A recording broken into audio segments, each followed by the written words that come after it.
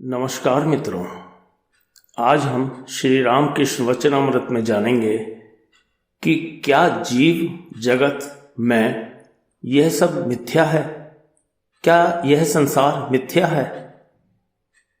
त्रिगुणातीत भक्ति किसे कहते हैं और इसके अतिरिक्त ढेर सारा ज्ञान।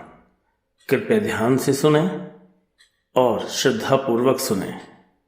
तो आइए चलते हैं श्री रामकृष्ण वचनामृत रूपी इस वट वृक्ष के तले। गतांक से आगे जनाई के मुखर्जी चले गए हैं। मणि सोच रहे हैं वेदांत दर्शन के मत से सब स्वप्नवत है, तो क्या जीव जगत में यह सब मिथ्या है। मणि ने थोड़ा बहुत वेदांत पढ़ा है, फिर जिनके विचार मानो वेदांत की ही अस्फुट प्रतिध्वनि है, उन कांट, हेगेल आदि जर्मन पंडितों के भी कुछ ग्रंथ पढ़े हैं, परंतु श्री रामकृष्ण ने दुर्बल मानव की तरह विचार के द्वारा ज्ञान प्राप्त नहीं किया है। उन्हें तो स्वयं जगत जननी ने सब कुछ दर्शन करा दिया है। मणि इसी के बारे में सोच रहे हैं। कुछ ही देर बाद श्री रामकृष्ण मणि के साथ अकेले पश्चिम वाले गोल बरामदे से बातचीत कर रहे हैं। मणि, क्या संसार मिथ्या है। श्री रामकृष्ण, मिथ्या क्यों है। यह सब विचार की बात है। पहले पहल नेति नेति विचार करते समय वे न जीव हैं, न जगत है, न 24 तत्व हैं। ऐसा हो जाता है, यह सब स्वप्नवत हो जाता है। इसके बाद अनुलोम विलोम होता है, तब वही जीव जगत हुए हैं, यह ज्ञान हो जाता है। तुम एक एक करके सीढ़ियों से छत पर गए, परंतु जब तक तुम्हें छत का ज्ञान है तब तक सीढ़ियों का ज्ञान भी है। जिसे ऊंचे का ज्ञान है उसे नीचे का भी ज्ञान है। फिर छत पर चढ़कर तुमने देखा जिस चीज से छत बनी हुई है, ईंट, चूना, मसाला, उसी चीज से सीढ़ियां भी बनी हैं। और जैसे बेल की बात कही थी, जिसका अटल है उसका टल भी है। मैं नहीं जाने का, मैं घट जब तक है तब तक जीव प्रपंच भी है। उन्हें प्राप्त कर लेने पर देखा जाता है जीव प्रपंच वही हुए हैं, केवल विचार से ही नहीं होता। शिव की 2 अवस्थाएं हैं। जब वे समाधिस्थ हैं, महायोग में बैठे हुए हैं, तब आत्माराम हैं।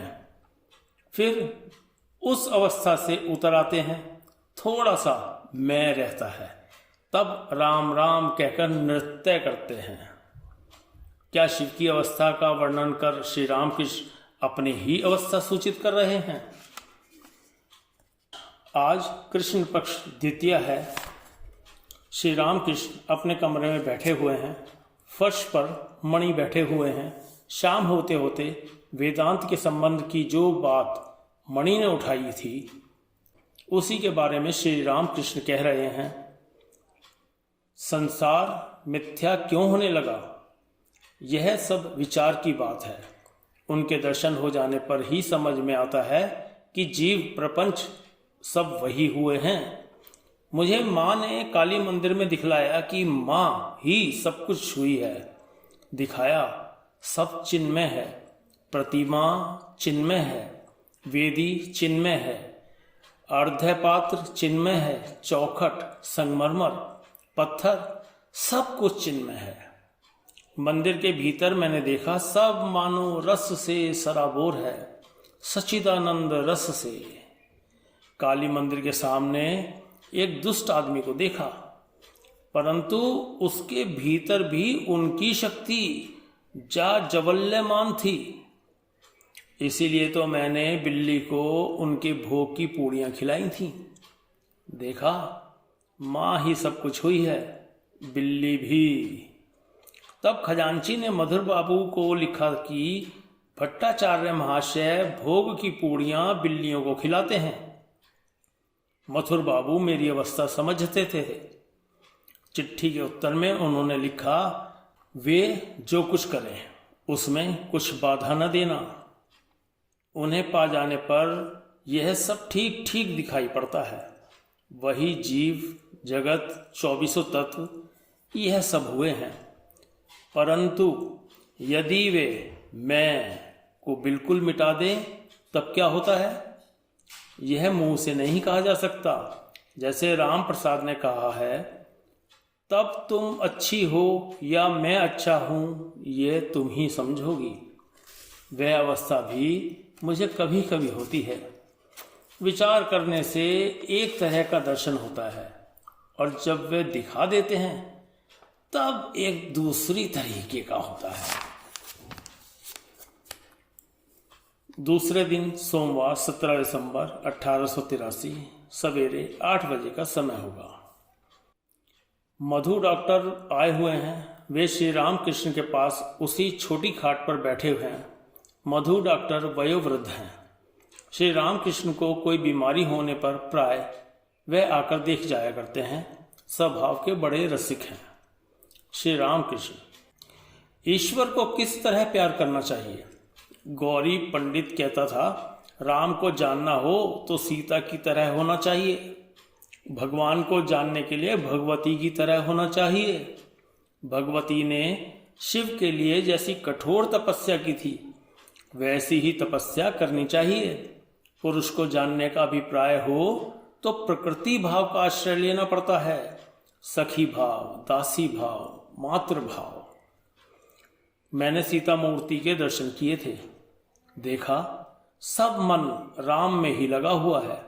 योनि, हाथ, पैर, कपड़े लत्ते किसी पर दृष्टि नहीं है। मानो जीवन ही राममय है। राम के बिना रहे, राम को बिना पाए जी नहीं सकती। मणि जी हाँ, जैसे पगली। श्री रामकृष्ण उन्मादिनी आहा, ईश्वर को प्राप्त करना हो तो पागल होना ही पड़ता है। कामिनी कांचन पर मन के रहने से नहीं होता। कामिनी के साथ रमण, इसमें क्या सुख है। ईश्वर दर्शन होने पर रमण सुख से करोड़ गुना आनंद होता है। गौरी कहता था, महाभाव होने पर शरीर के सब छिद्र रोमकूप भी महायोनि हो जाते हैं। एक एक छिद्र में आत्मा के साथ आत्मा का रमण सुख होता है। व्याकुल होकर उन्हें पुकारना चाहिए। गुरु के श्रीमुख से सुन लेना चाहिए कि वे क्या करने से मिलेंगे। गुरु तभी मार्ग बतला सकेंगे जब वे स्वयं पूर्ण ज्ञानी होंगे। पूर्ण ज्ञान होने पर वासना चली जाती है। 5 वर्ष के बालक का सा स्वभाव हो जाता है। दत्तात्रेय और जड़ भरत ये बाल स्वभाव के थे।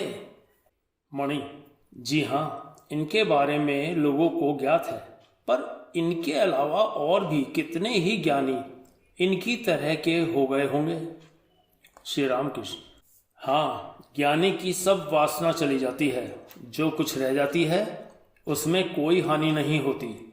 पारस पत्थर के छू जाने पर तलवार सोने की हो जाती है। फिर उस तलवार से हिंसा का काम नहीं होता। इसी तरह ज्ञानी में काम क्रोध का आकार मात्र रहता है, नाम मात्र, उससे कोई अनर्थ नहीं होता। मणि आप जैसा कहा करते हैं, ज्ञानी तीनों गुणों से परे हो जाता है, सत्व, रज और तम। किसी गुण के वश में वह नहीं रहता। ये तीनों गुण डकैत हैं। श्री रामकृष्ण इस बात की धारणा करनी चाहिए। मणि पूर्ण ज्ञानी संसार में शायद 3-4 मनुष्यों से अधिक न होंगे। श्री रामकृष्ण क्यों? पश्चिम के मठों में तो बहुत से साधु सन्यासी दिख पड़ते हैं। मणि जी, इस तरह का सन्यासी तो मैं भी हो जाऊं। इस पर श्री रामकृष्ण कुछ देर तक मणि की ओर देखते रहे। फिर मणि से बोले, क्या सब त्याग कर? मणि माया के बिना गए क्या होगा। माया को जीत न पाया तो केवल सन्यासी होकर क्या होगा। सब लोग कुछ समय तक चुप रहे। मणि अच्छा, त्रिगुणातीत भक्ति किसे कहते हैं? श्री रामकृष्ण उस भक्ति के होने पर भक्त सब चिन्मय देखता है, चिन्मय श्याम चिन्मय ध्यान, भक्त भी चिन्मय, सब चिन्मय। ऐसी भक्ति कम लोगों की होती है। डॉक्टर मधु। त्रिगुणातीत भक्ति अर्थात भक्त किसी गुण के वश में नहीं। श्री राम कृष्ण। हाँ, जैसे 5 साल का लड़का किसी गुण के वश में नहीं। दोपहर की भोजन के बाद श्री राम कृष्ण थोड़ा विश्राम कर रहे हैं। श्री मणिलाल मल्लिक ने आकर प्रणाम किया, फिर जमीन पर बैठ गए। मणि भी जमीन पर बैठे हुए हैं। श्री राम कृष्ण लेटे लेटे ही मणि मल्लिक के साथ बीच बीच में एक एक बात कह रहे हैं। मणि मल्लिक, आप केशव सिंह को देखने गए थे? श्री राम कृष्ण, हाँ, अब वे कैसे हैं? मणि मल्लिक, रोग कुछ घटता हुआ नहीं दिख पड़ता। श्री राम कृष्ण, मैंने देखा बड़ा राजसिक है, मुझे बड़ी देर तक बैठा रखा, तब भेंट हुई। श्री राम कृष्ण उठकर बैठ गए और भक्तों के साथ बातचीत करने लगे। श्री राम कृष्ण मणि से, मैं राम राम कहकर पागल हो गया था। सन्यासी के देवता रामलला को लेकर घूमता फिरता था, उसे नहलाता था, खिलाता था, सुलाता था, जहां कहीं जाता था साथ ले जाता था। रामलला रामलला कहकर पागल हो गया था। शेष क्रमशः। हमारे चैनल को सब्सक्राइब अगर नहीं किया तो ज़रूर करें, वह इस वीडियो को जिन लोगों तक आपको लगे पहुंचना चाहिए उन तक ज़रूर पहुंचाएं। मिलते हैं जल्दी। धन्यवाद।